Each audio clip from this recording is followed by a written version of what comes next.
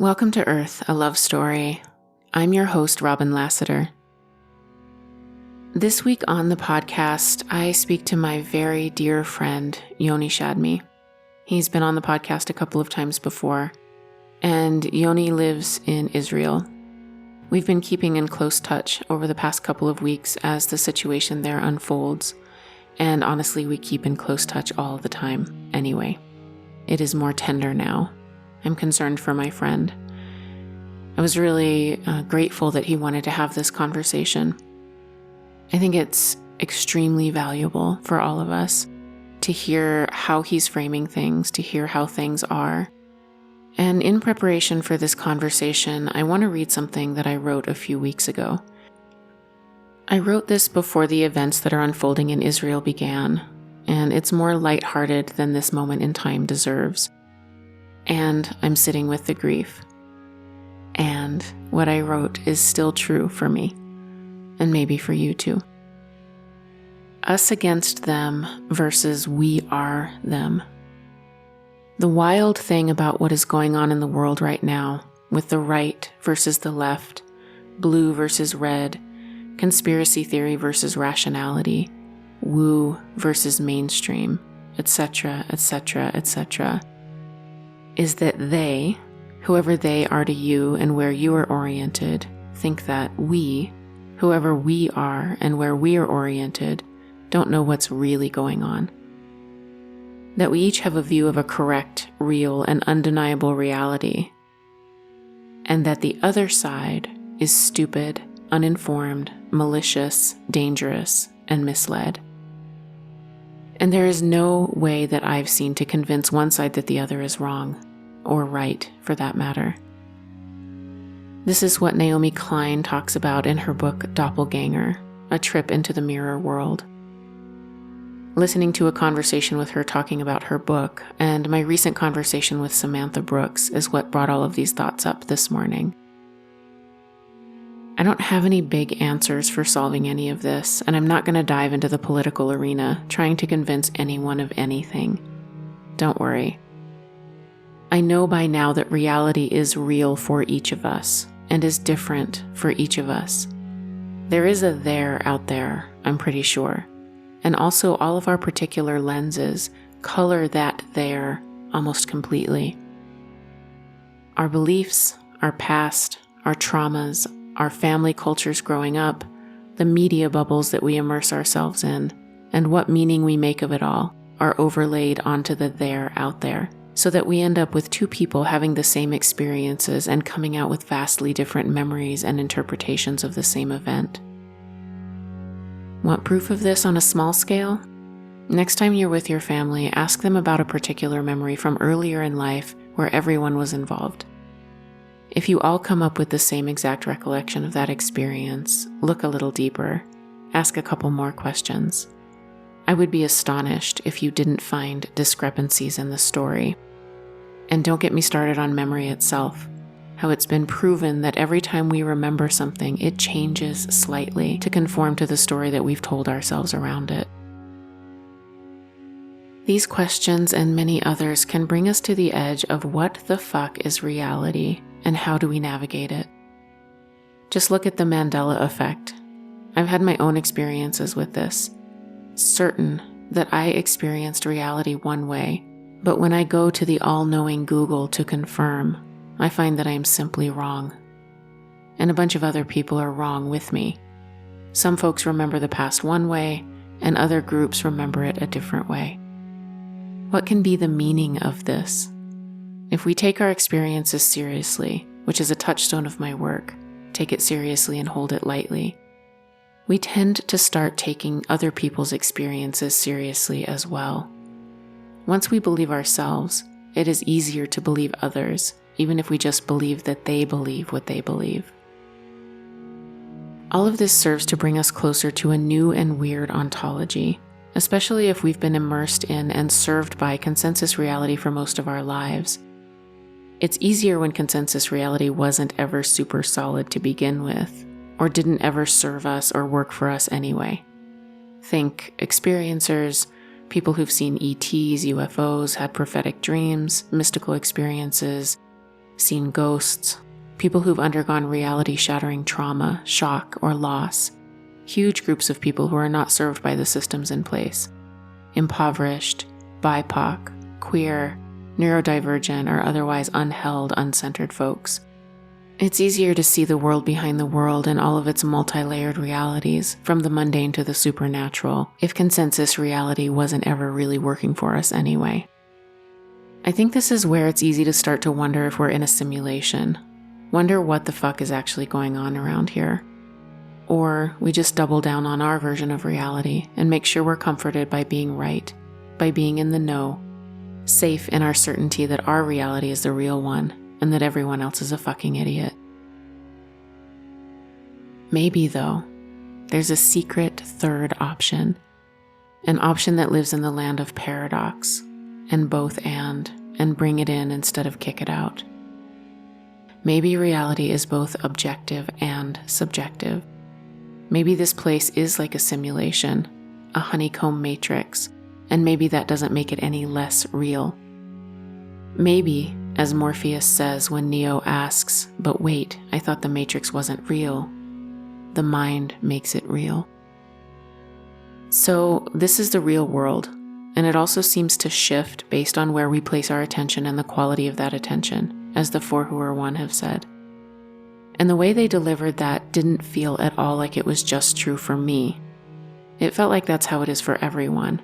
And if that's the case, then we are both living in an objective reality and a subjective reality that shifts and responds to each of us individually. All of that to say, we're all living in our own realities that are no more and no less real than anyone else's reality. So this fighting over who is right, who is wrong, is pretty useless. Ultimately, if what all the spiritual teachers say is true, and stay with me here, we're all just one thing, right? And that means that this mirror world of the quote-unquote other that we're witnessing is part of us too. We are each other's shadows, each other's mirrors. We are each holding an unseen, unloved, unwanted, unacknowledged piece of the other. We hold each other's dark shadows and golden shadows.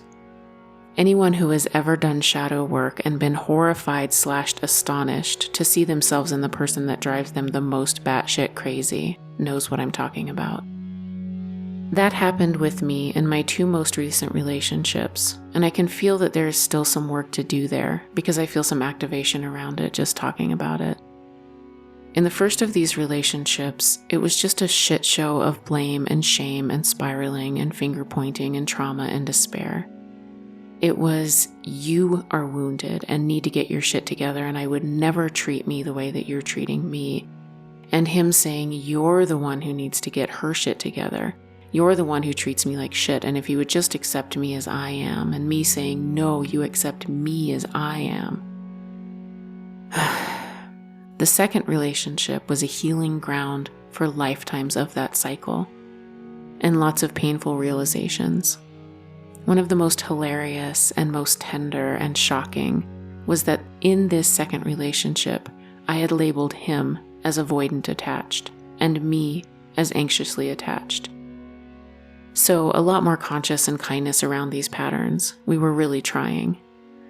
And then I realized one day with a sick rolling stomach that, oh fuck, I actually have a disorganized attachment style, which means I was both avoidant and anxious.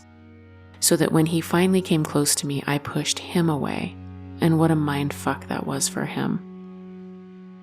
And I have to say that since those days, I've come to understand a more nuanced idea of attachment styles, thanks to the work of Dr. Scott Lyons and others, that we are all actually somewhere on the spectrum of securely attached and insecurely attached, and that it can change based on the kind of relationship we're in, or even if we're resourced on a particular day or not. So massive compassion for all of us on these edgy fronts, figuring out how to human together through this messy time on the planet. At that time, though, with that realization of a disorganized attachment style, which is, I assure you, the worst one, so much so that many books and lots of research just skip it altogether because it's so confusing and difficult to deal with, Lots of thanks here to Diane Poole Heller for including that in her book so lovingly and helping to bring it out of the Shadowlands. But at that time, I realized that I was the thing in part that I had labeled him. And when I realized that, something in me broke, and I stopped pointing the finger and just lived in the confusion. Through acknowledging that, though, and seeing my shadow, which is 80% of the work in shadow work after all, it was brought into the light and healed and integrated, and I stopped projecting those qualities onto him, and I owned my shit. And he went through his own process with that. I saw all of the ways I was projecting both my own unloved and unclaimed dark and golden shadow qualities onto him, and that changed everything. I also saw the ways that he labeled me that were his own projections. I worked through those as well, and those that weren't true, those that were placed on me and didn't actually belong to me but came from his own unhealed stuff, I gave back and let go of. I stopped internalizing the ways that other people saw me that just weren't true.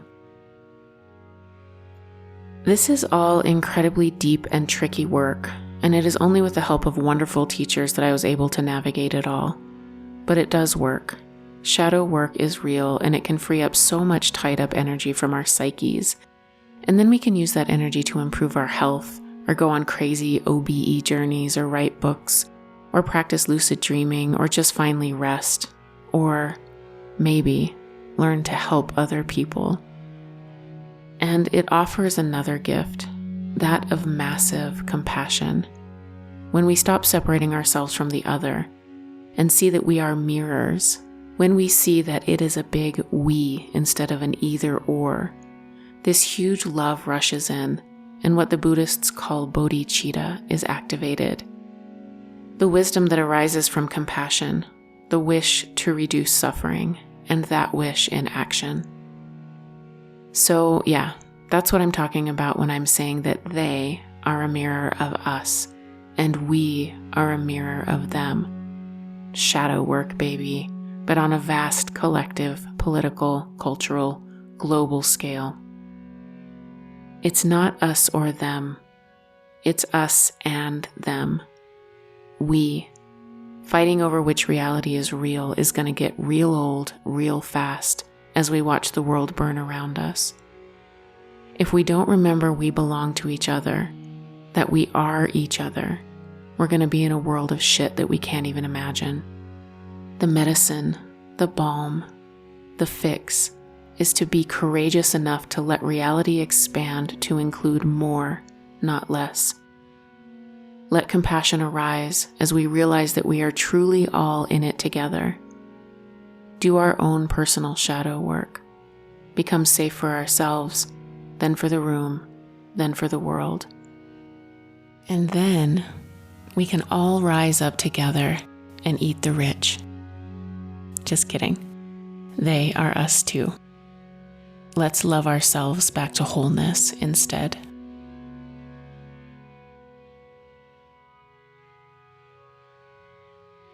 There's this expectation, which is in a way wonderful and really sensitive, that because there's a war, then people kind of tiptoe around you. And sometimes it's appropriate. But I wonder, like, you're a person who kind of takes care of people. I mean, that's part of who you are. And I think my kind of unprofessional experience with this is that many times the best approach is actually not that kind of, oh, what have you been through, that kind of thing.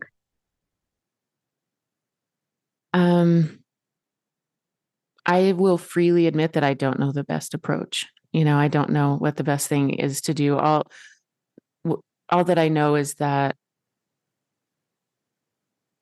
for whatever reason, going through a grief that finally, broke me down to the floor. I hit whatever rock bottom I hit. I'm sure that there are others that I just haven't experienced yet, but that grief brought me to a place where I'm just unafraid of suffering. And so my only tactic with suffering is not to be afraid of it and to be with it and to not be afraid of people who are suffering and show up and probably do it wrong or whatever, but No. I'm not gonna, I used to avoid it. Like, I don't want to go to the funeral. I don't know what to say to my family member who's really struggling. So I'm just not going to say anything because it was more about Hmm. me. And now it's like, Hmm. I don't know. I don't know what the right answer is, but I'm going to be here with it, you know?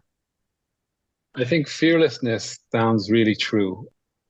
And there's a lot of when you go to someone and you kind of with pity in your eyes, and it's a lot about our fear from their grief.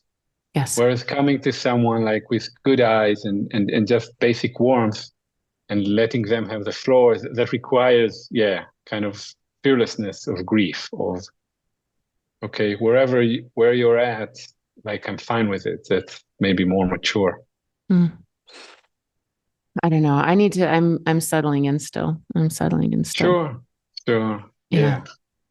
Yeah. Yeah, that's like The Hitchhiker's Guide to the Galaxy. There's this description, the aliens have a description of Earth as mostly harmless. Mm. So I'm thinking that that can be a description of humans still settling in, Yeah. still kind we're still kind of new here. Right. Like we're still, um, Still trying to figure out what the fuck. Yeah. yeah, yeah. I don't know. I think my only thought for today was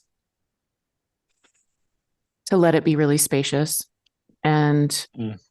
that it can be slow if necessary, and to, uh,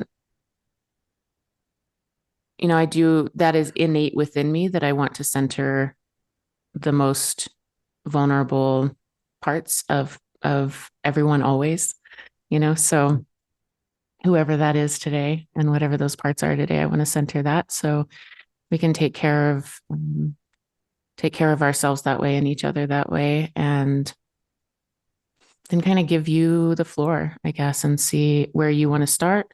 Or if it's better for your parts, then I can kind of lead and take over and provide framework. So, really, whatever is best for you. Okay. Thank you. Um, yeah, it's kind of chaotic, like in my mind. I don't know if just the war or just the usual chaos. I Mm. mean, a little bit it's the war for sure. There's all sorts of things that's going on with me. I think just to kind of establish some kind of framework, because I was thinking before we started talking, like what's coming up right now. And it's nice too. This is like the second week of the war. We're in the middle of the second week recording it. So it gave me a chance to kind of go back and kind of think, how did this start? Like for me. So we can start there. Mhm. Yeah, that sounds good. Oh, hmm. Okay. Okay. So I'm kind of going back like a week and a half. It's not that far away. So yeah, it was Saturday. And as you know, I'm divorced and I had my two girls with me. Zoal is 6 and Yarden is 5.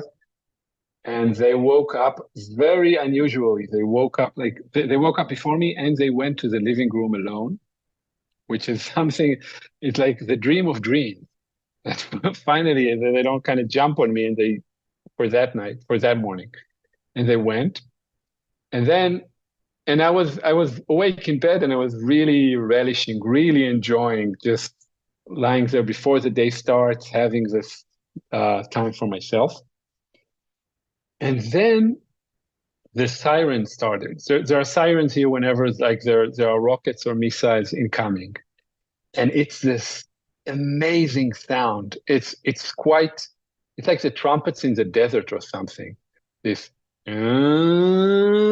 and it's like it seemingly comes from nowhere and everywhere, and it has this really, we talked about it, this haunting quality to it. So I'm lying there and then I heard it and then so immediately I get up and I go to the living room and immediately one thing that's wonderful for me about kids is that you have to be relaxed and cool for them. So you're relaxed and cool. It's not because you have someone to. So I'm coming like with not a smile, maybe half a smile, and saying, "Oh yeah, girls, let's go to the." They know we have every new building in Israel has to have a safe room where it's. I don't know exactly what they're doing. It's like, but it's against rockets and chemical attacks and nuclear attacks. It's reinforced concrete or whatever. Um, and that's where you're supposed to go when you hear the siren. And if you don't have that, you go to the bomb shelter. So we went there, and it's the room where they sleep in anyway.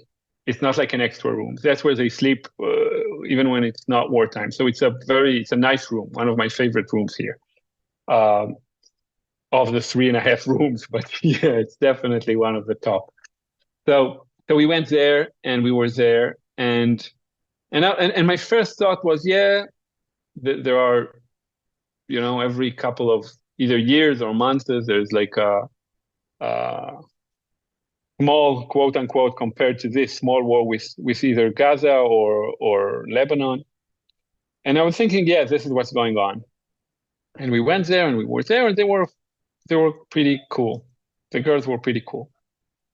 And then, yeah, and I had the phone with me, so I opened the phone to see what's going on. And then those first 2 days, they were all kind of just everyone was shocked because, like, if people don't know the way that it started. I mean, it started way before that, arguably either like 100 years ago or 2,000 years ago, or whenever you want to put the starting point. But this particular thing started when Hamas, like the Palestinian organization, they like there's no nice way to put it. They killed 2,000 people, which is way, way, way more than what like the most that ever happened in Israel.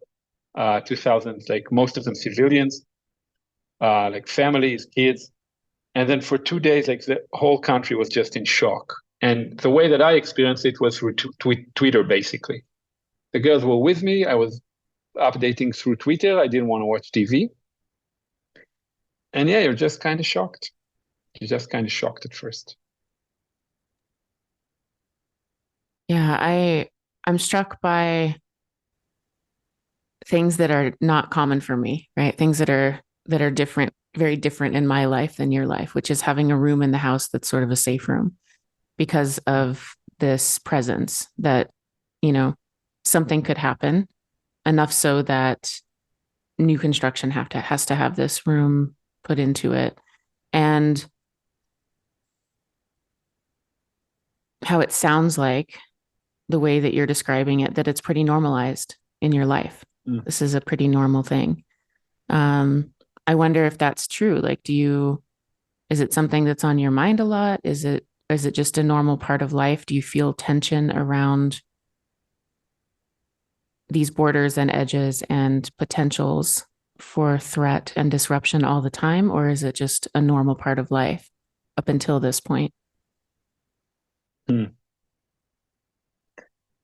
Well, like I'm well aware that in Gaza they don't have such rooms. Like they're also being bombed by us, and they don't have such rooms.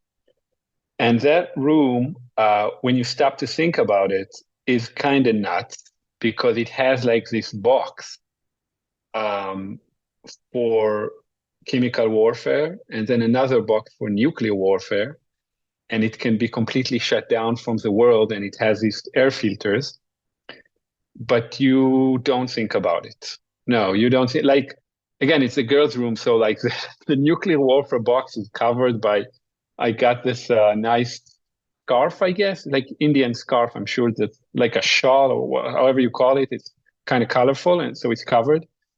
And there's this super heavy door. It has like a really heavy door, so that's kind of open all the time, and it has like the girls kind of put drawings on it and stuff like that. So it's really normalized, and in a way that's good, and it's very human to do, right? And certainly I wouldn't want the girls to be kind of burdened too much with it, but in a way that's also, I think we're seeing, is that it helps you repress the reality. It helps you repress the existence of the Palestinians, the conflict. Because you just normalize it like humans do, and you don't think about it until that stuff happens. And like the stuff with the door, for example, there was a lot, like the difference between life and death for people who encountered Hamas was that door. Was they able to lock that door? And there are horrible stories of people who were locked like for a day, basically. The military didn't get to them, and they're hearing like the Hamas people going around shooting stuff, shouting to them, open the door, open the door, open the window. There's also like a really heavy steel window. So yeah, and the door, my door, it was kind of faulty, it didn't fully close. And I had a whole thing here with a technician to make sure, after a few days of fighting, to make sure that, if someone comes in here, to make sure that the door is fully closed.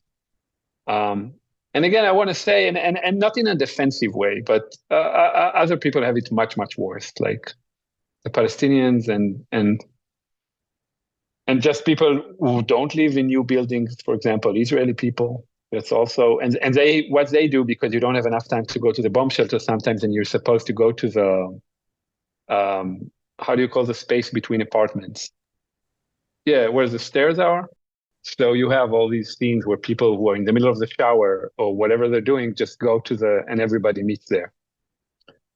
So yeah, that's what it's like. Mm-hmm.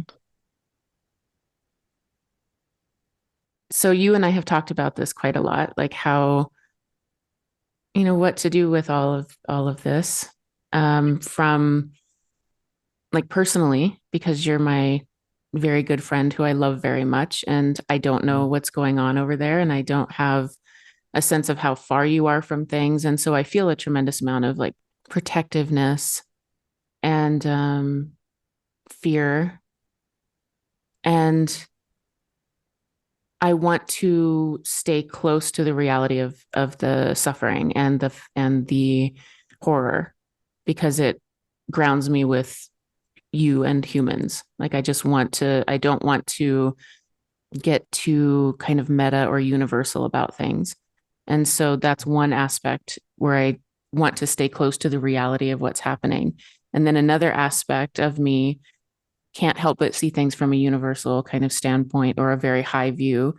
And that part of me is saying that not in the same, not to the same level of intensity, but what you're describing is something that we all do. We all have sort of decorated the horrors or the reminders that the world is on fire. We keep it at a distance.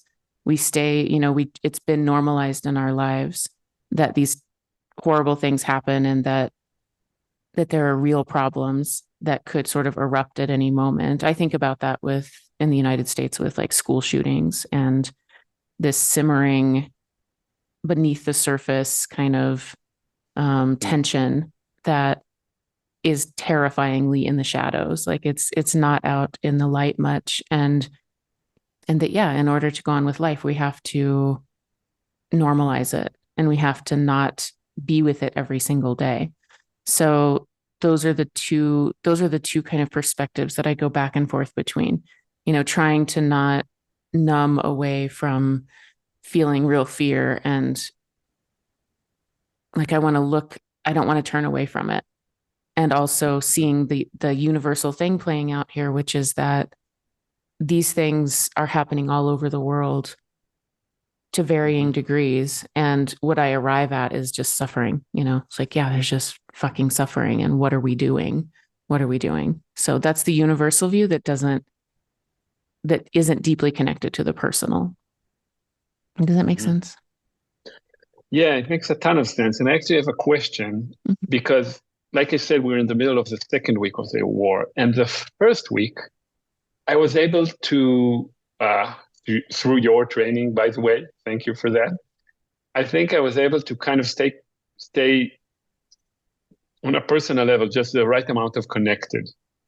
Like I was with the girls throughout the day, checking the phone and going through a lot, hearing the news, speaking with people, and then at night kind of crying a little bit. And I felt kind of connected. And then these last few days, I feel like I kind of lost the script. I lost the connection. Um, and I guess my question is around maintaining that, which is maintaining kind of discipline. I don't know if that's exactly the right word, but there's something in us that really dislikes this state, although it feels like the natural human state is to be kind of connected, right? And connect and then not disconnect, but like you said, the universal view, but it takes so much effort, so much fucking work. So how do we approach it, especially like, let's say, at emergency times? Doesn't have to be a war, but I think that I don't know if this is true or not, but I think that all bets are off during emergency times. The way that I'm processing things from here in Mhm. a much more relatively safe place, I have the luxury of like turning towards the hard thing and exploring in my mind these different views and trying to find what feels um, the most helpful from here, basically, like the most helpful and effective from a distance. I think if you're right up next to it, I think that, I don't know that the appropriate thing is to be connected all the time. It seems like in order for the human system to survive, like the human body, mind, psyche, like that's why disassociation exists, right? Is to give the system a break from the intensity. So, yeah, I don't know if there's a should for people who are in emergency. The only thing I can think of is when my dad had a heart attack earlier in the year, and he's fine now. And it was like the best case scenario if somebody has a heart attack. So it all ended up well. Mm. But my nervous system went into complete and total overload. The shock, fight or flight, freeze. I got sick. Like it all happened. I was not connected. I was unsafe for other people to be around, and I was a hot fucking mess. And so maybe there are some people who don't. I'm sure that there are. I've seen people respond to things more gracefully than that, but it was not an appropriate moment for me to like. I don't know if it was appropriate or not, right? I don't think there's a right or wrong way to do this, but it wasn't, I did not have the capacity to stay connected during that time, Mm. Mm. during that emergency time. Yeah. Thank you. My question is, like, when you first said emergencies, and I thought, yeah, I thought of like a breakup. After breakups, I kind of allow myself to order kind of takeaway junk food Mm. and watch a lot of TV and stuff like that. But I think, well, I guess my question around it is, like you said, first of all, is this real? How much of an emergency is this for me? Like how big is the impact on my life? And another way to put this question is, I think part of the things that got us where we are, either as Israelis, as humankind, is kind of spoiling ourselves with the emergency thing, saying, like, for example, there are emergency laws that are in effect in Israel for 75 years. And you always have this thing where you can say, well, you know what, this is an emergency. We don't have to engage with it. We're all post-traumatic here. Um, and then kind of use it as a license to like not only not wake up, but also bring the next trauma. Mm. Because when you're not awakened, when you're asleep, bad stuff happens to you, like on a personal level and also on a national level. So how do you know? I mean, I know there's no one answer for this, but like, let's put it in the extreme way. Shouldn't we always be striving to be alive and waking up Mm. and connected? I think that all of that is an incredibly mature and sort of high level thinking in the middle of things like this. I feel like asking you that question because because you That's not because you fair. brought it forward. I'll answer it, but then I want to hear your answer. I don't know the answer, but in my world, in my life, that is what I'm striving for. Yes, I would say yes. Yeah, if we don't figure out how to do something different, then nothing is ever going to change. I think that approaching, how, like, the question of what do we do about this? Who's right and who's wrong and who started it? And when is retribution enough? Like, when is the, like, who gets to take the last blow that'll make everything finally okay? Um, Seems like an insane path that is never going to lead anywhere good.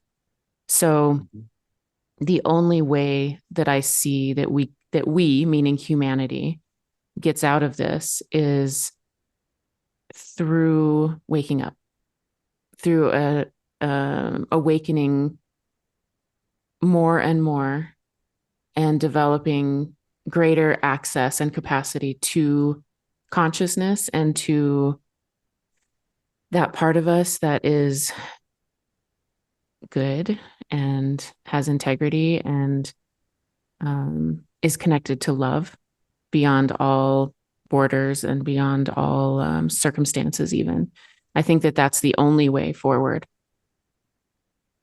I also know, and this example is like a small parallel comparison to what's happening. But for example, if you tell someone, actually, it's not, I won't, that is not true. I don't like to like, belittle. yeah, like I don't like to compare suffering and saying, you know, Mm-hmm. like there are certain degrees of it, but suffering is suffering. And so, for example, someone who is in an abusive relationship and finally, is maybe thinking of leaving or just was able to get out of it or is still in it. And you say to them, you and this person had a soul contract to come in and experience this together. It's probably because of your karma. And karma's not good or bad, but that's probably what it is, you came in, you had to experience this. It's going to make you grow and change and be a better person. And you're going to learn about boundaries and about what's okay and what's not okay. So ultimately, it's a really positive thing. Like, that is the most damaging thing to say to somebody who's in the midst of suffering. So Yeah. I have to speak to the relative situation and to where people are.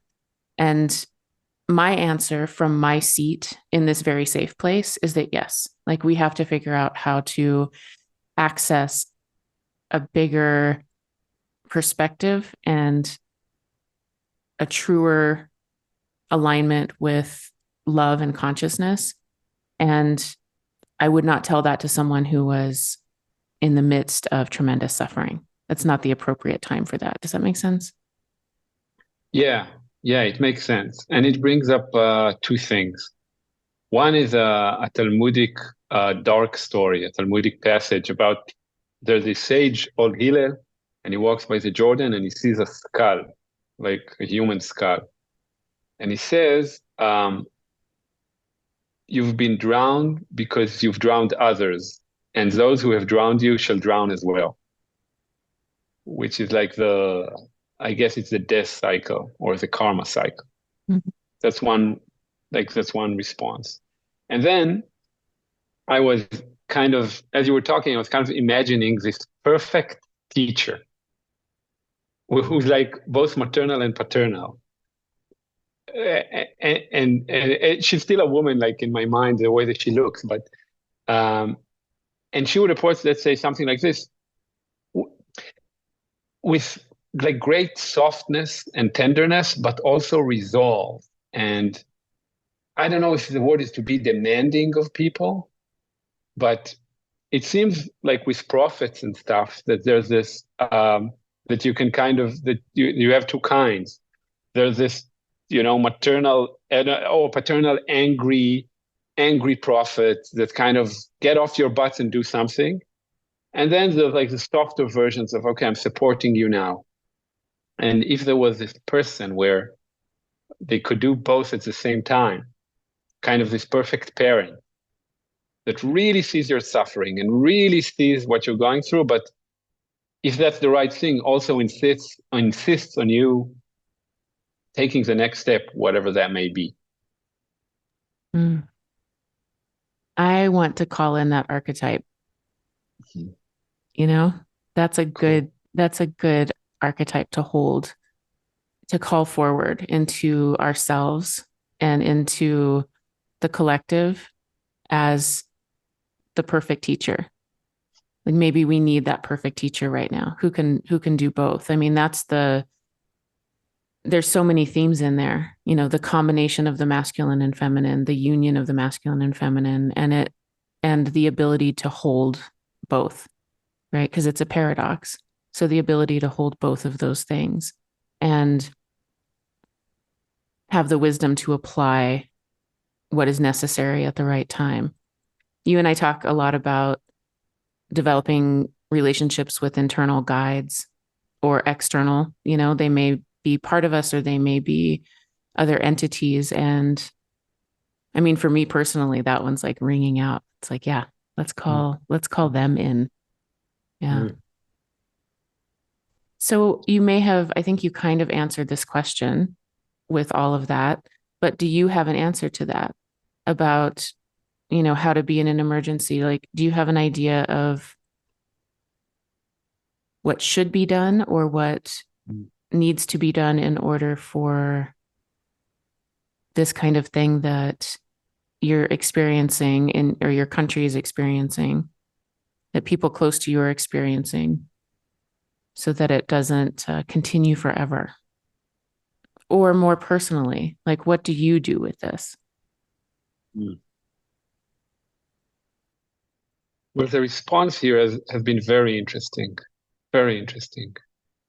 There was the shock, like I said, the first certainly a few hours, but then a few days. And a major part of the shock was the military failure, like the fact that the feelings that we're naked, that we're not protected in our homes um, by what's supposed to be like great military and a great intelligence apparatus. That trust was completely broken.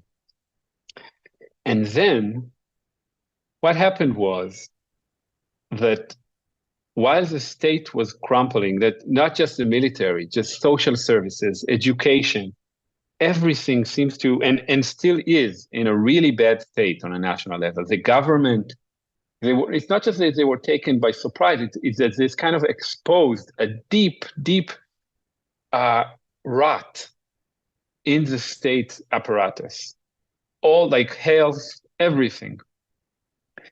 And then there was just immediately, seeming immediately, those first few hours, a civic response. Very, very impressive. Led by the same organizations that were kind of protesting the Prime Minister Netanyahu, they just mobilized in a way that is kind of unprecedented, I think, in Israel. And I know there are now all sorts of dignitaries visiting Israel, President Biden and others, and that's where they're going. They're going to these civic organizations that just started taking care of everything, like the people who were evacuated, and mental health, and food, and shelter, and education, and everything 100% volunteer and 100% like funded by donations and stuff. And it's kind of trying to replace the states because there's nothing else there. And honestly, I wasn't much of a part of that response. Like I donated a little bit. I went to one of these centers and helped a little bit. I went with the girls, if I'm honest, for them also to see it. And they kind of painted some stuff for families who were evacuated. So that was very impressive. And I found myself in the sidelines of that response. And and another part of it was a mobilization for the military. Like Israel is 9 million people. And right now on the border of Gaza, there are, according to what's being published, there are like more than 300,000 reserve troops. Like people like my brother came all the way, he was on a trip in Italy with his family and immediately left everything, got on a plane. As he landed, changed into uniform and went immediately to Gaza. And as I was hearing all that, I was quite passive. I was with the girls, like with my brother when we kind of texted that he landed. I was kind of looking at myself from the side, and I was literally in the kitchen, cleaning the kitchen, and kind of taking care of the girls in my nice apartment. And my feelings around it, as it went through my body, were actually actually quite okay. Like I'm full of awe and inspiration by the people who are doing this stuff. And I thank God that they're there. But also, uh, this immediate spring into action, I would like to add some sort of reflection to it as well, which is what we talked about, some sort of digestion of what happened. And I get the counter argument that, okay, you can digest until tomorrow, but there are fucking kids out there who lost their homes, lost their parents. Someone needs to take care of them. And I think those two things are correct. And the things that happens in Israel usually, and maybe in the world, is that the reflection part gets lost. And like not just reflection, just the full internalization of what's going on. And I guess that's what I would like to be added to this very impressive reaction, instant reaction. First, thank you for sharing all of that. It's, I think in lots of situations like this, particularly that happen on the other side of the world, like people have no idea what it's actually like. What people are going through, what day-to-day stuff is happening. We don't get a clear view. We get the the news just brings the horror, which needs to be seen, but we don't get the complexity. We don't get the nuance. We don't get how people are responding. So it's really helpful to see that, to have some understanding of that. This is my reflection on that, and you can tell me if it feels like I'm catching what you're saying correctly. I'm seeing it here too. I'm seeing it here. There's this knee-jerk reaction to either say, I stand with Israel, or Israel's done terrible things to the Palestinians, and this is what happens. And so I stand with Gaza, or maybe a slightly more spacious and mature view is people say, I stand with the children, or I stand with the families or something like that. And there's a real kind of social pressure to pick a side and to feel like you have to do something for that, even if it's just post on social media or condemn something. Like I'm going to condemn that side, or I'm going to condemn this side or whatever. And stopping and holding that tension, which is to me what it feels like you're talking about. Like I'm just going to I'm going to hold the tension. I'm going to be with the unanswerable question, and I'm going to go slow. It feels edgy for lots of reasons. Part of it is like, how am I going to be judged for this? Will people think XYZ? Should I be doing these things? If I'm not joining this, will I be seen this way? Will I be seen that way? It's a quiet response that is not easy to put into like a Twitter blurb or, a meme or something like that. It's a much more complex and nuanced reaction to hold that tension. And it feels connected to what I was talking about before in terms of accessing some different level of consciousness. The sort of denial of the either or, and entering into the land of paradox, which is both and trying to get in touch with something that is beyond the body reaction, like beyond the fight or flight or freeze, and not that we shouldn't have those reactions. Even me, who I'm connected mostly to this through you, because I have emotional connections to you. Otherwise, it would be this horrific thing that happened across the world that I would still feel great compassion for, but I wouldn't. I'm feeling it through the web of our connection. It's really good, and I'm reminded of the voice messages we exchanged when I was kind of wondering how come people care so much.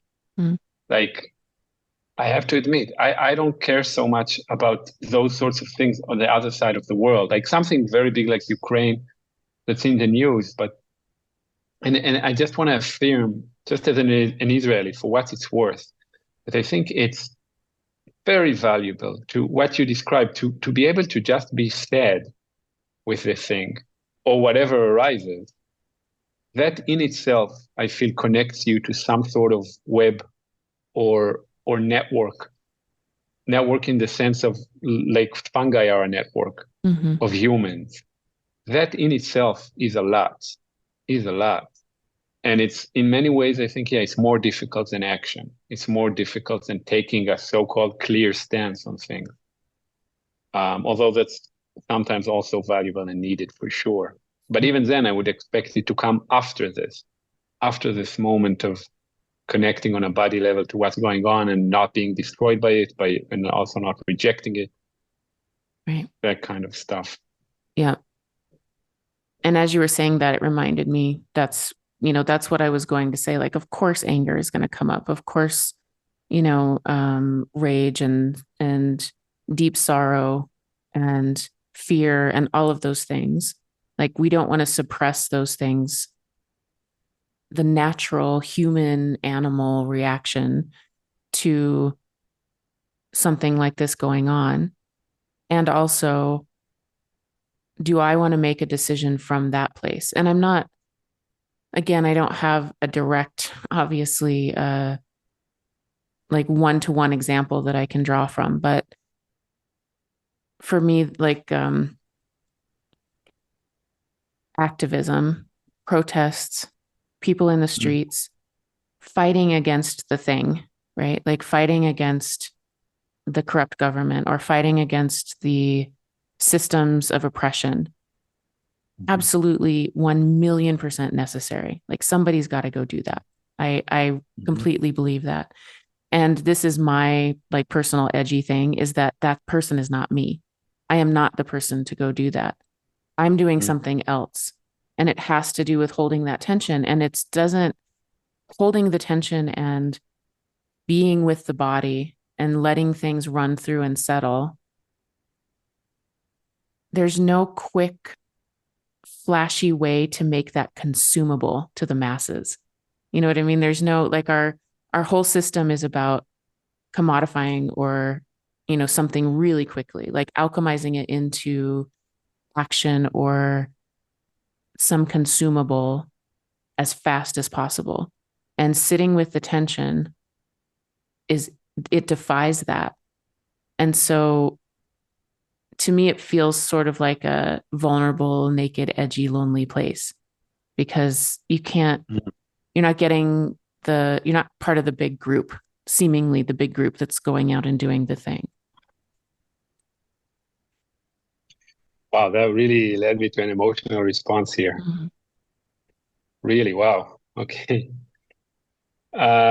Like I told myself in advance that I want to be aware of those emotions. I want to be, yeah, let them rise, but still stick to what's appropriate for this podcast, let's say.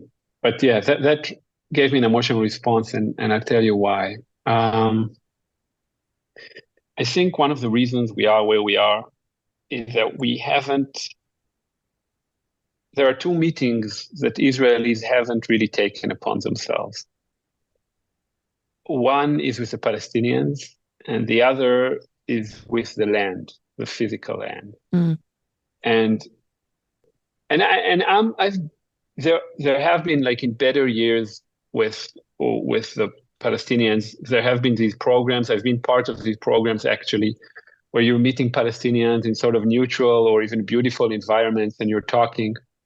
But it hasn't really happened. I don't think it happens with the left. I don't think it happens with the settlers. We haven't really landed where we are yet. Mm. And I think meetings are not, I'm not saying it in a necessarily lovey-dovey way. Meetings are inherently surprising. Like if we meet the Palestinians, it doesn't mean that peace will come. And the reason I was getting emotional is that with this horrific event, that Saturday, that's a kind of meeting. That's a kind of meeting. To have people come into your home and kill your kids, that's a kind of meeting. And I was reminded, like there's a 20th century rabbi. He's the translator of the Talmud. The Talmud is written, it's not written in Hebrew, it's written in Aramaic. And he translated it to Hebrew, and it's an important step. But He said it about the Holocaust. He said, well, if you've been through the Holocaust, or if you know about the Holocaust and you haven't questioned your religion, and he's very religious, then you haven't really met the thing. And you know, when you talk in this podcast a lot about the huge difficulty of meeting something, like there's a lot of teachers that you hear saying, oh, you know, be in the moment, meet the current moment, meet whatever rises. And it's true.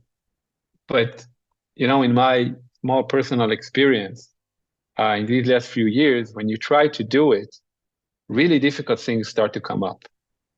And there's like a whole package of support that's needed for those sorts of meetings to take place, either like personally or on a national level.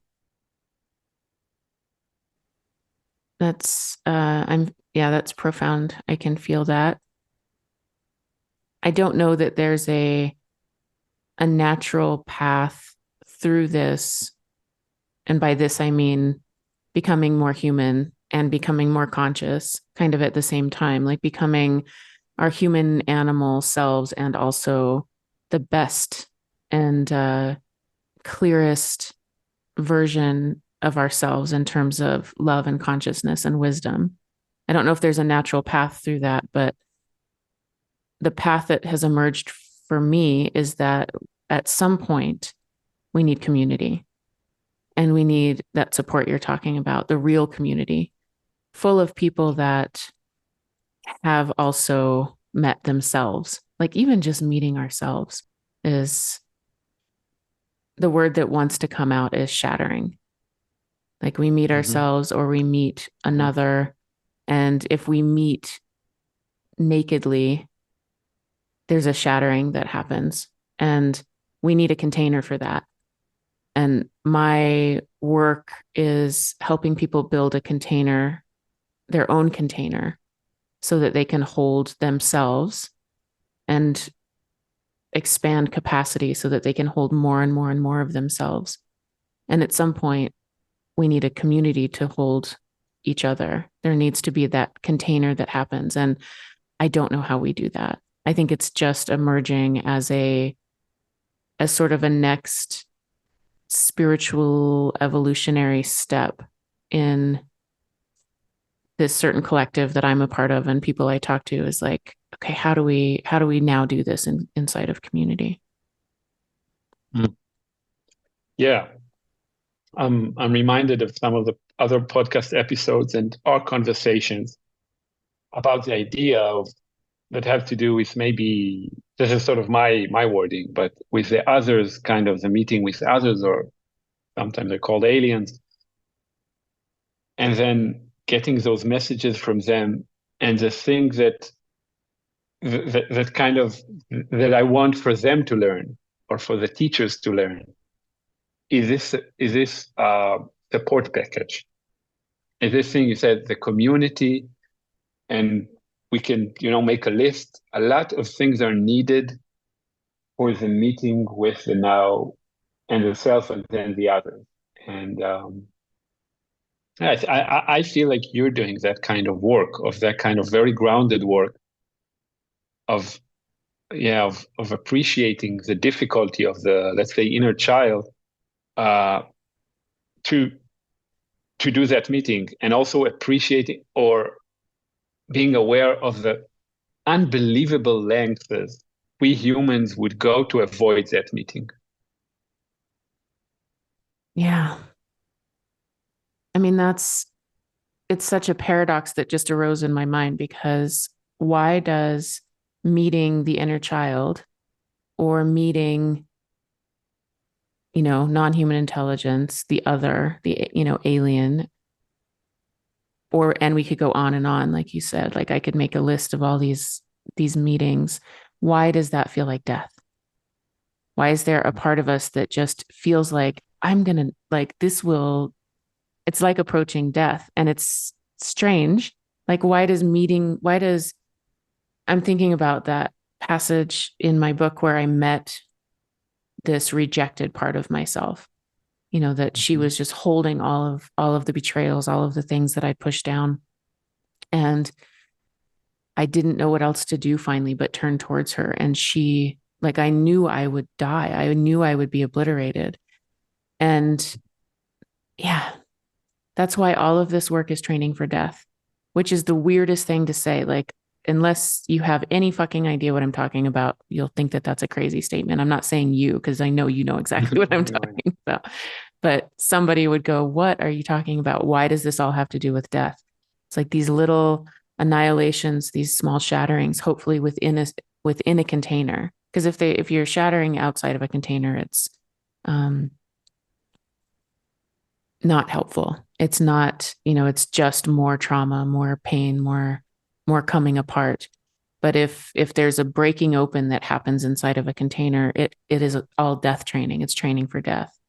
And I wonder if we go to these links to avoid these things because we are no longer connected to nature, which is right up against death every single day. And it's an absolutely natural part of life. And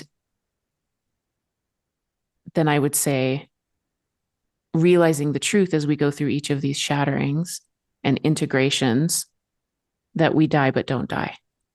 And maybe that's what all of death training is about.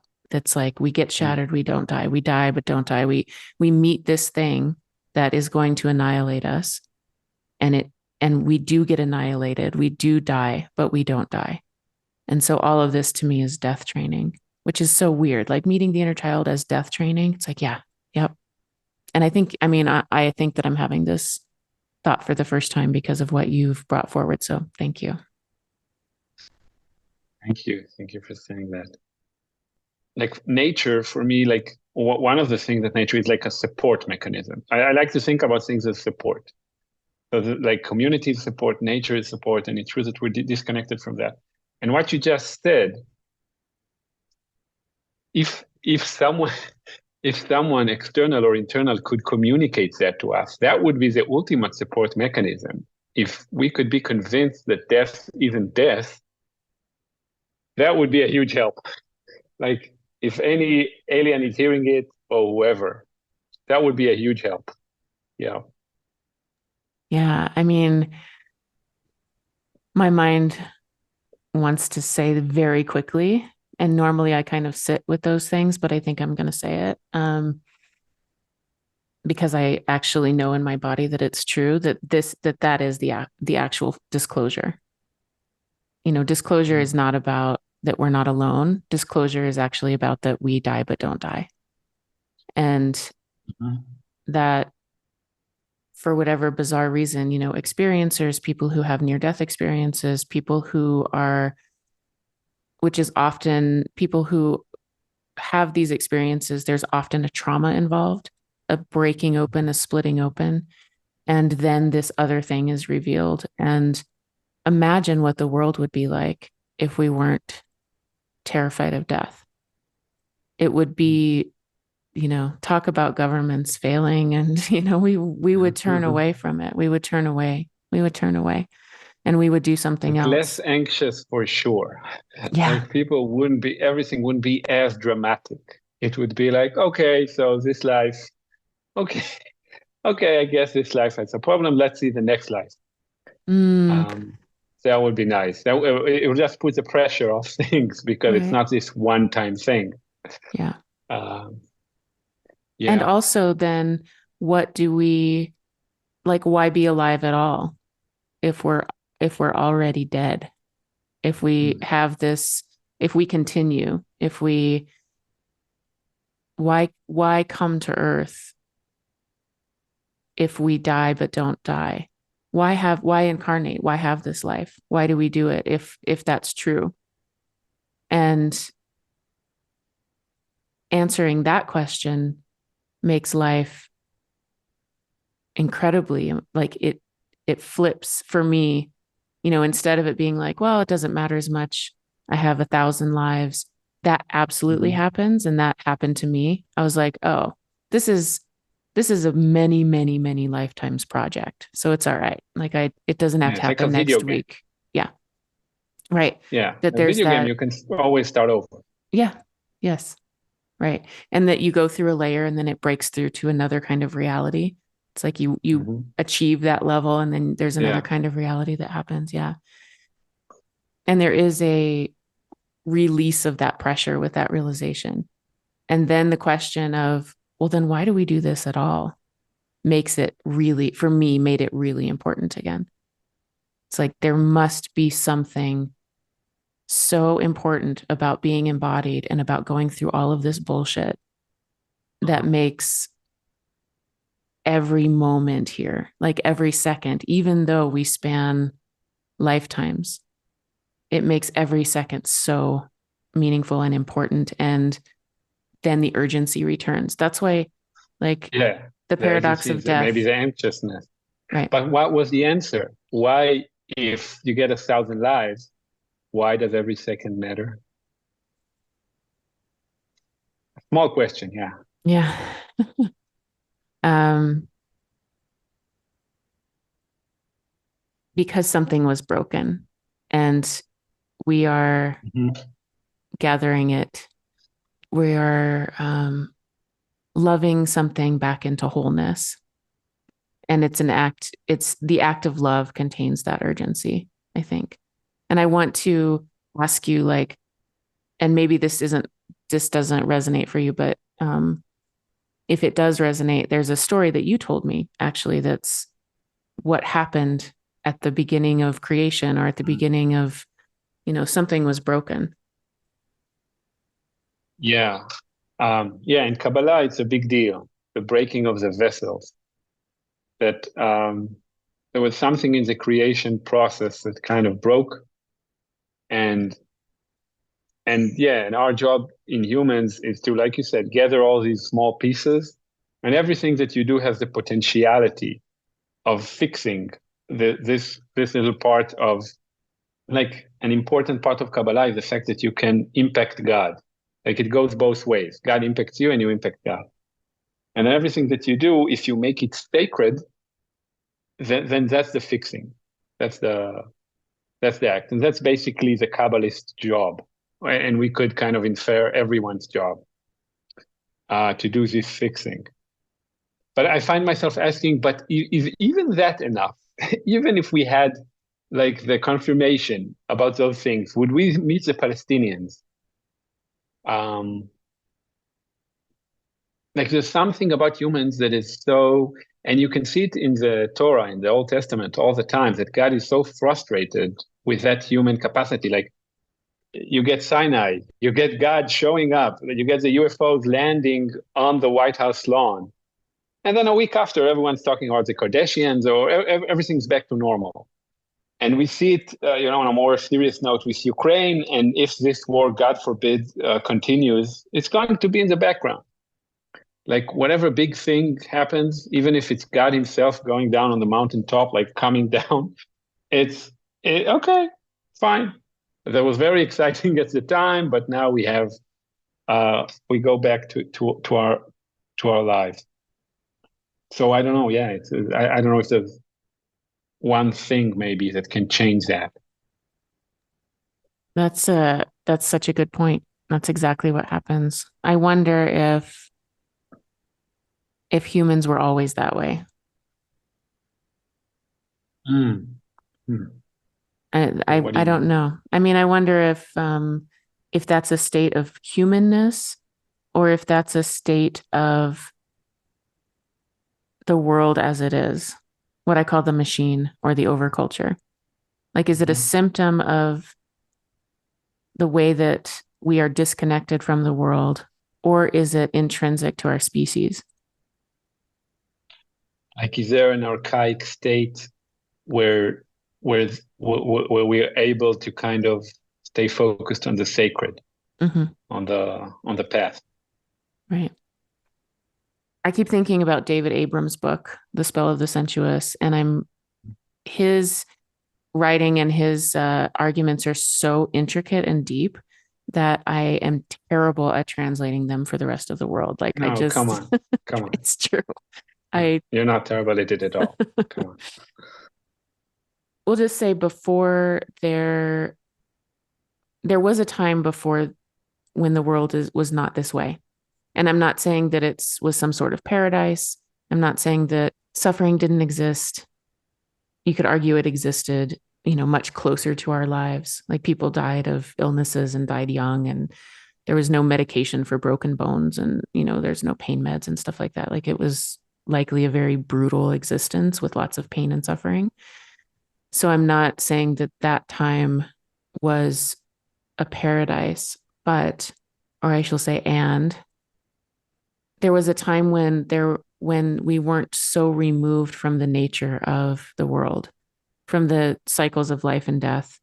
We didn't, I mean, even just the way our brains have changed because we have written language, and we've been abstracting the world for a really long time. We've been abstracting direct experience. So I think that that's the response to God himself comes down and um and my mouth is like, or herself, yes, or herself. Oh yeah, Yeah, God 100%. God comes down, right? Themselves. And God themselves come down, and the world keeps going and nothing changes. However, I think that for the people who maybe were standing right there and experienced that, their world did change. It's the experience of life itself that connects us to death and reality and what it feels like, even though I don't know if this is true, but because it's still experience, it's just different. But we've been abstracting experience since we got written language, which is not that long ago. And my example for this is being inside of a horizon line and not having anything else to conceptualize or abstract that reality. That is the entire universe. That's the whole world, is inside of that horizon line. And how little we know about what's on the other side of the horizon, or what's on the side of the horizon behind us. And so experience was right with us. See, I don't know. Oh yeah, I know. I fully connect to what you said, and it kind of activated a lot of things in me. So let me try like the Jewish version of that, or not the Jewish, my Jewish version of that. So let's say there is an archaic state of appropriateness, um, which sort of in my kind of wording would be turning towards the sacred, being connected to the sacred. And that would be called, like in Judaism, it's called halacha, which is kind of the act of walking, being on the path, let's say. Literally, it's the act of walking, but it's being on the path. And let's say, and part of my motivation here is just trying to save human history, like not to have all like the last 10,000 years be a waste, not have civilization be a mistake, or just a mistake. And in this retelling, yeah, the goddess was reigning for tens of thousands of years, and we spoke about it. That's true academically, historically. Humans, like the first gods, were definitely female that we know of. And then for some reason that needed to end. For some cosmic reason, again, this is a Jewish retelling, you get a very masculine God in the Torah, a very masculine God. And not just masculine, just kind of a teenage masculine, very angry, very jealous, like a lot of conflict with the people, with the Israelites. And that for some reason needed to happen. And then you get civilization. Yeah, you get civilization. You get writing. Like writing was before that, but you get technology. But in the Jewish, let's say, path, so the Torah, the Torah of the male God was written down about 2,600 years ago, based on oral stories. And then, like, just a little more than 1,000 years later, you get the Talmud, which was written like around 500 AD. And the Talmud is not like the Torah at all. It's very different. It's basically people, a lot of different people, all of them men, we should say, but for that stage, it's advanced, kind of describing what they're going through their everyday life and arguing about it and kind of being friends and then separating. And the Talmud is much more wild. It's wild. It's crazy. You can't abstract it. There's almost no abstractions in the Talmud. That's like a common misconception. People think because Jews are good in math or whatever, or good lawyers, it's because they study the Talmud. But the Talmud is great. It's like a book of legends. It's and legends and law and fairy tales, a lot of different things. So already you get a softening.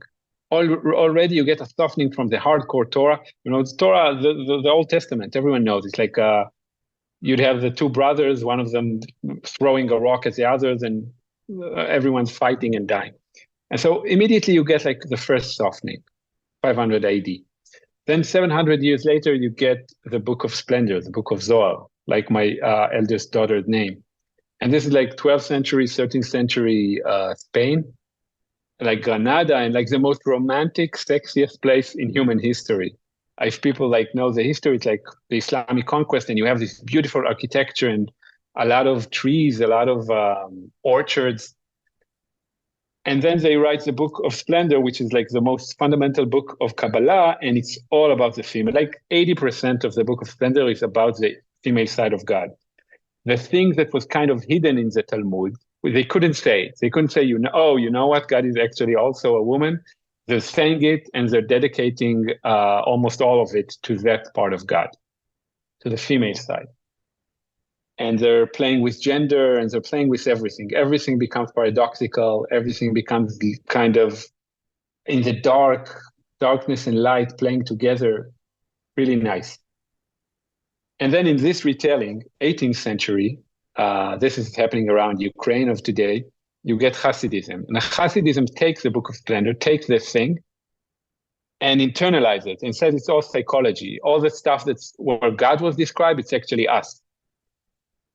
And then in this retelling, 1948, the State of Israel, this was supposed to be the next step. This was supposed to be of connecting to the earth. And that either that didn't happen, or it didn't happen right, or we still have a work to do. But this is how I get to the Palestinians and what we started with.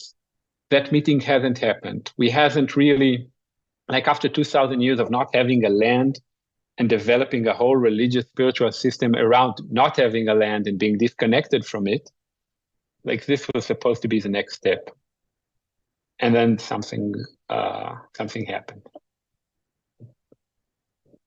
That's my pet theory around, the need to have a whole supportive system around you, the halakha thing, and that system kind of failing or not yet reaching its next phase. Thank you so much. Thank you for giving that context and history and perspective. And it brings me back to one of the very first things you said, which is that you haven't, that there's not a connection with the land as well.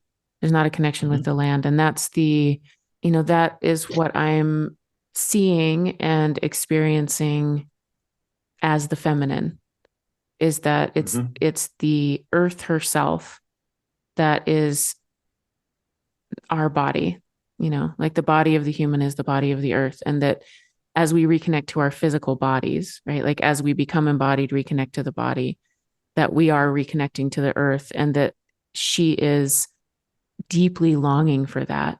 And that connecting to the land is, coming, maybe in the series of retellings, when for whatever reason, after tens of thousands of years of the goddess reigning, then this other thing needed to happen.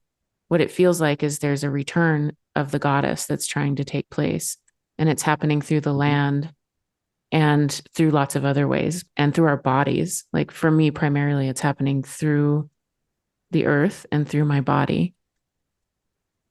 That does seem like the next step, like the thing that's supposed to happen. And this will also be an unpopular opinion with some of my groups and circles, but like, I don't think that the deal now is that matriarchy is supposed to return. Like, I don't think the goddess now is supposed to reign. I think it has something to do with that interplay of light and dark, and the paradox and of the interplay of masculine and feminine, and that archetype that you brought up at the beginning of the conversation, this blending of the masculine and feminine, taking the best, I don't know, the best qualities of both. I don't know if that's exactly right to say, taking the essence of these two things, and it's one thing, and that's the new divine parent that we need to embody as well, so that we can do the next thing in this very bizarre human play that's happening over tens of thousands of years on this planet. And I completely agree with you. Like, I don't want to turn the last 10,000 years into a mistake either, or just a mistake. I like how you, that small correction into just, it's not just a mistake. Yeah. In my sort of worldview and cosmology, humans have done this again and again. We keep trying to come into a new way of being, and we keep, like the last fall that happened, the fall, or, that happened 10 or 15,000 years ago, that we can't really remember. We don't have a memory before that. I don't think that was the only fall that humanity has had. I think that it happens over and over again. I think we're facing another one. And I think what we really want, our collective, the collective of humanity, the collective of souls, or whatever this is, I think what we really want to do is have some sort of union between the masculine and feminine, between the either or, some sort of being able to bear being at the empty heart of paradox that kind of blows everything open, and we stand in it, and it's a whole new thing. Yeah, being able to bear that moment is, I think, how this connects to like the first part of our conversation, and just to appreciate the difficulty of it. Like that's one of the things, reading, let's say, a yoga text, like really ancient stuff. What I always want is, it's like sort of an acknowledgement of the inner child. So for that meeting to happen between the masculine and the feminine, and for the next stage of Israel, whatever that may be, to be a good one and not make things worse. I feel that meeting needs to happen, and there needs to be an acknowledgement of the difficulties of the inner child in that meeting. Like this may be our small contribution to the traditions. Because the traditions, for, like you said, they were more connected to nature. They had other challenges in doing that. I read a neurological kind of study where they said, like when ancient Buddhist texts talk about like normal breath, it's what we achieve after great sort of meditation. Their default mode was so much more relaxed. So we need to kind of address that. And can we do that? Again, this is also linking back to the beginning of the conversation, like what's an appropriate level of connection in the midst of, either emergency or just the world as it is, just kind of the world on fire, and all the pressures that we have, and all of the things that feel like they're bubbling up. Like, what's an appropriate amount of connection? Is it possible to take a deep breath in the midst of that? Is it possible to connect with the inner child? And I just want to ask you that. Like, is it, I don't know, it makes sense that we're taking shallow breaths, right? Well, my answer is I just took a deep breath, and that was so much fun for the inner child. That was delicious, as you say. So that's all I can say. Yeah. Yeah. I have, I don't know your like capacity or time restraints, but I do have, I have a question, and you can answer it or not. And that, that it's only if it feels safe, right, to the parts. But the question is, as you're talking about this very difficult meeting, these very difficult meetings, and I know that you have done a lot of work with the inner child and with meeting different aspects of self. And I wonder if you would be willing to describe that, to like talk about what that's like somatically. And if it's too much, just be like, no, thank you, Robin. First of all, thank you for asking it. If we're looking for some kind of a solution, that's certainly part of it. To ask, to make sure that the other side is okay in a way that isn't kind of ceremonial and Mm, ritualistic, but like you did it, like we started with, like just being, I call it normal. It's not a good word. Just be normal mm. and be nice. And it's so hard to reach that level. Um, so thank you for asking. But I want to, what do you mean? Yeah, I mean, thank you for, it's true. I do try to do a lot of work with the inner child. So what is it like to work with the inner child, or what is it like to work with it right now? Or, I keep thinking about that it's kind of an ineffable thing that we're talking about, the difficulty of these meetings and why it's so difficult and why it sort of feels like it may overtake us or may feel like a small death or a big death, to meet something, to truly meet something. So yeah, so in that context, I think that you have developed along the path, right? So it might be hard to access the original feelings of the meeting mm. or, just touching on No, why it's it's not so hard. It's difficult. It's it's not still that here every day. it's there. Yeah, Okay, it's good. there all the time. Um, yeah, I tell you what came up, and it's a nice, useful thing for me right now. One of the conflicts that I used to have a lot is the conflict of the soul and the inner child. The soul, like you said, it's not necessarily just about this life. It's not necessarily just about Yoni, this body. And the soul like wants me to do stuff. Hmm. To like everyone's soul. Everyone's soul has a job for them, it seems, for the inner child, for the person in this life. And and especially when we were starting out, my initial response to those callings of the souls were go fuck yourself. Hmm. Go fuck yourself for putting me in this body and in this life for your mission. And Stuart Davis comes up a lot in this podcast, Hmm. a special man. And I always tell you that I liked how he described. For him, it was like almost physical meeting with sort of insectoid alien or something like that. But I kind of took it to understand it's from the soul. And this insectoid alien tell him, look, you signed a contract before you were born to do those things. And then Stuart said, well, fuck this contract. I'm not, it wasn't me, or, there was no consent. So I don't accept it. And there was something really relieving for me to hear that sort of response. And maybe a bit of a more mature level, like not more mature than Stuart, more mature than my own sort of initial reaction, where it is today, either said, or kind of the kind of implicit deal I signed with my soul. I said, look, whatever we're doing, this needs to be good to the inner child as well. I'm not going to do anything just because it's my mission. I'm going to do it and then what I discovered, or I'm in the process of discovering that it's the same thing.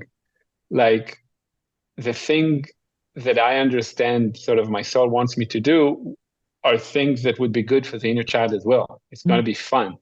It's going to be interesting. It's going to be exciting. It's going to be like the sort of stuff that he wants to do. So that's kind of what came up. That sort of new contract, Hmm. kind of. I love that. And I love, that it highlights such an important part of all of this work, which is first, fuck you. Like first and Yeah, foremost, go first fuck page. Yeah. yourself. Yeah. It's like I'm standing up now for the parts of Mm-hmm. myself that don't have the agency or the voice or whatever, the parts that are still really suffering. I'm standing up for that and I'm saying, fuck you. I'm not gonna do this just because you tell me to. And and then, right? Like, and then something happens. I think I still get Mm-hmm. caught in this idea that I'm going to arrive somewhere and it's going to be static and still and nothing will change. But that's not the way that it works. It's like, first, fuck Mm. you. And then there's this new negotiation. And I think it's Yeah. what's happening with the non-human intelligence too, is like, Mm. stop doing things to us without our consent. That's a big Mm. theme when I talk to people who are who are having experiences, who are lifetime experiencers, It's like there was a time when there was not consent. And then that's what we're teaching them.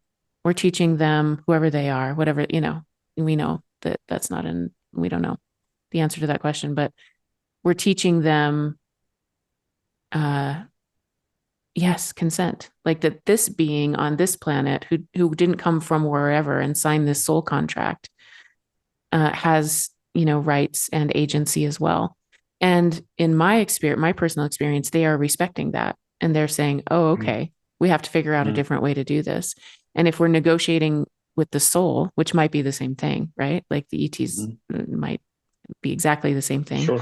or if they're different. Sure. But if we're renegotiating with the soul and teaching them that, teaching the soul that, I think that's fantastic work to just be like, stop, because often the messages that come from the soul are the things that you're talking about in that yogic text.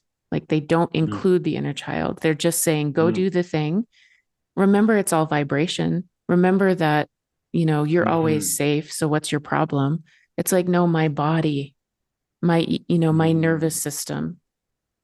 This is so deeply important. And that's it feels like another place of meeting that you're talking about. This place of meeting these things that instead of exile, like instead of separation and cutting out and excising and exile, it's a bringing together, and it's more capacity and more space for things to integrate and come together rather than be blown apart. And that feels like the making whole of something that was broken. Another way of doing that. Mm-hmm. You don't have to force yourself to do anything. It's supposed to be joyous. Right. Yeah. How tender is it to claim joy in the midst of fucking war and suffering?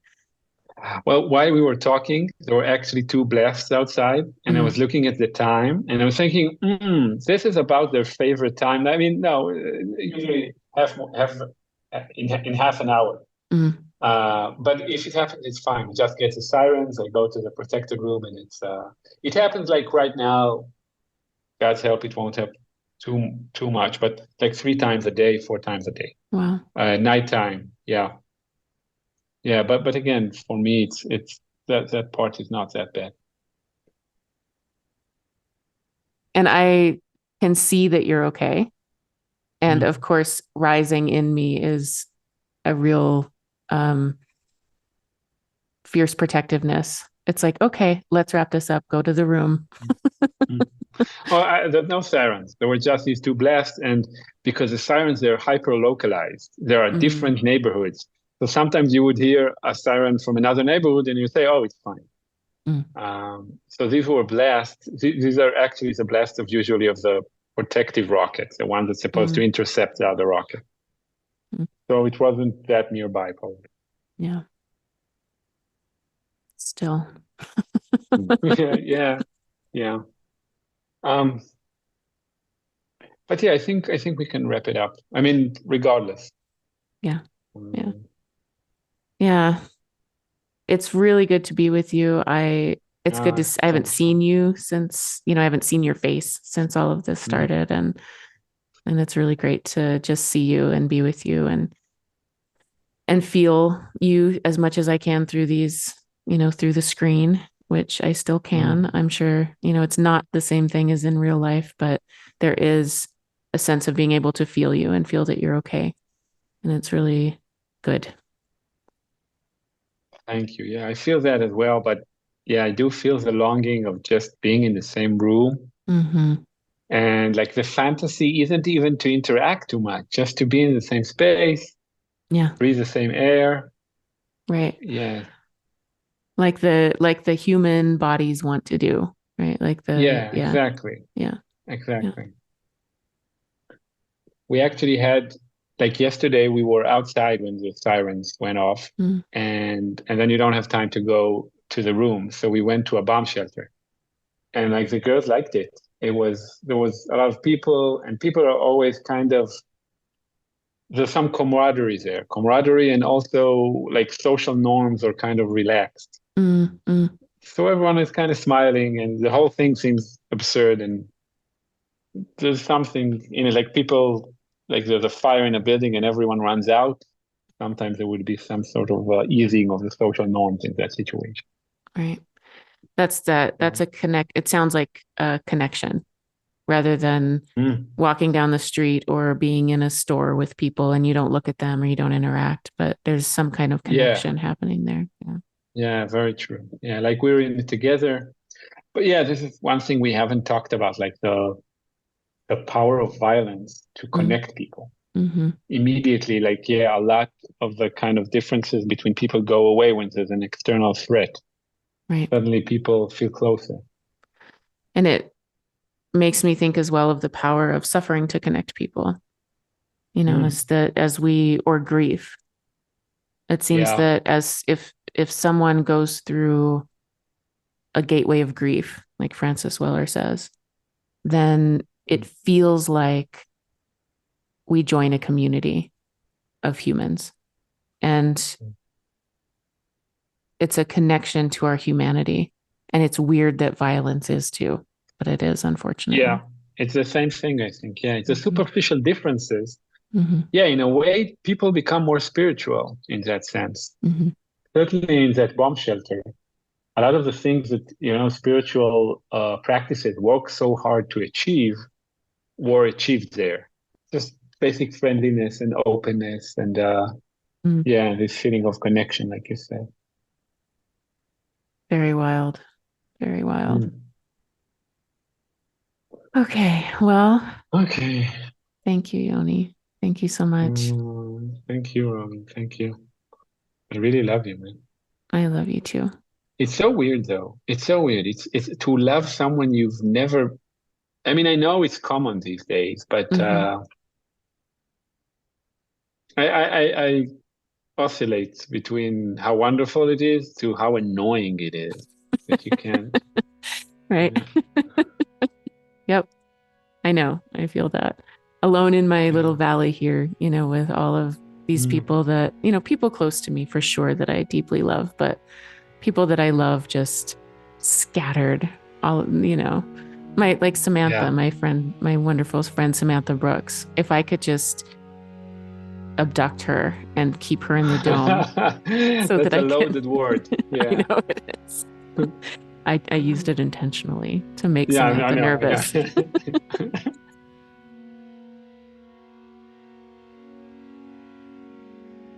Thank you again to Yoni Shadmi for sharing this time with me today. And thank you to all of you who support this podcast by leaving reviews, by sharing it in your communities. I think this is an important conversation, and I would love for it to get a wide audience. I also want to welcome all of our new listeners who have arrived recently. Thank you for being here with us. If you would like to support my work, please consider becoming a patron at patreon.com/Robin Lassiter. Thank you again to Morgan Jenks for our beautiful musical soundscapes.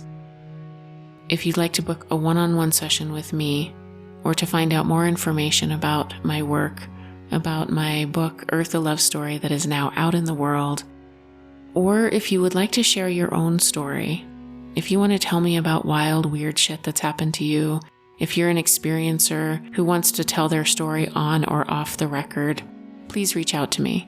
For all of that and more, visit honeyheart.org.